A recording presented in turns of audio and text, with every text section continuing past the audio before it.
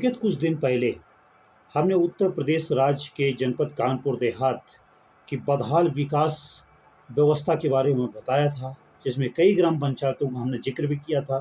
तो आज विशेष तौर से हम एक ग्राम पंचायत पर फोकस करते हैं।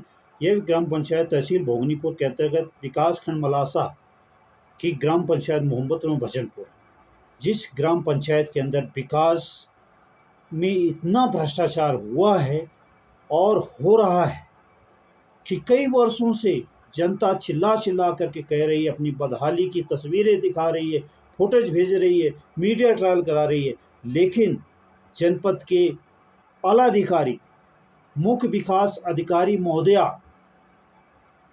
प्रेस कॉन्फ्रेंस करके ये बता रही हैं कि हाँ, मुझे अवगत है, मैं जानती हूँ और मैं इस पर जो है त्वरित कार्रवाई करने जा रही हूँ। उसके बाद ग्राम प्रधान की एक मीटिंग होती है और उसमें ग्राम प्रधान को सूचित कर दिया जाता है, ये भ्रष्टाचार करो, मनरेगा के नाम पे काम दिखा दो और शेयर आपस में बांट लो, जिसको जिसको जहाँ जहाँ जाना है। सबको पता है, सब मीडिया भी जानती है, सरकार भी जानती है और जनता भी जानती है कि कौन कौन भ्रष्टाचार के सहभागी हैं, सारथी हैं और किन किन को जो है शेयर ये जाता है। और झूठा एक बोर्ड लगा करके मनरेगा का और कार्य योजना में पैसा गबन हो गया। जी, हमने उप जिलाधिकारी भोगनीपुर को कई पत्र लिखे और अवगत कराया। महोदय ने कहा कि बहुत जल्द हम इस विषय को गंभीरता से लेकर इस पर कार्रवाई करें। अब पता नहीं वह ग्राम प्रधान के संपर्क में आने के बाद वह क्या घटना है जिसके बाद सारा आला अधिकारी जो है शांत हो जाते हैं, सारा महकमा शांत हो जाता है और जनता उसी बदहाली का शिकार बनी रह जाती है। आखिर व्यवस्था है कहाँ? जब उत्तर प्रदेश के मुख्यमंत्री लगातार विकास की बातें मीडिया के समक्ष कर रहे हैं, बड़े बड़े टेलीविजनों पर बड़े बड़े दंगल हो रहे हैं, उस दंगलों में विकास के नाम पर इतना कुछ बताया जा रहा है, तो हम जनता भी कल्पना करती है, सपने देख रही कि यार इतना विकास हो रहा है, हमारे माननीय मुख्यमंत्री जी, सरकार और बीजेपी की इतने कुछ कर रही, तो हमारे यहाँ गांव में इतनी बदहाली क्यों है?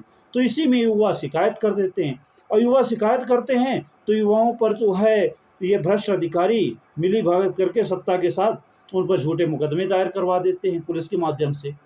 फिर उनके यदि बंदा लड़ने वाला है और सही जानकारी रखने वाला है तो वो लड़ता है सिस्टम से, यदि बंदा कमज़ोर है तो दब जाता है, सिस्टम के सामने विवश हो जाता है कि सिस्टम के सामने कुछ बोलेंगे, सिस्टम हमें दबा देगा।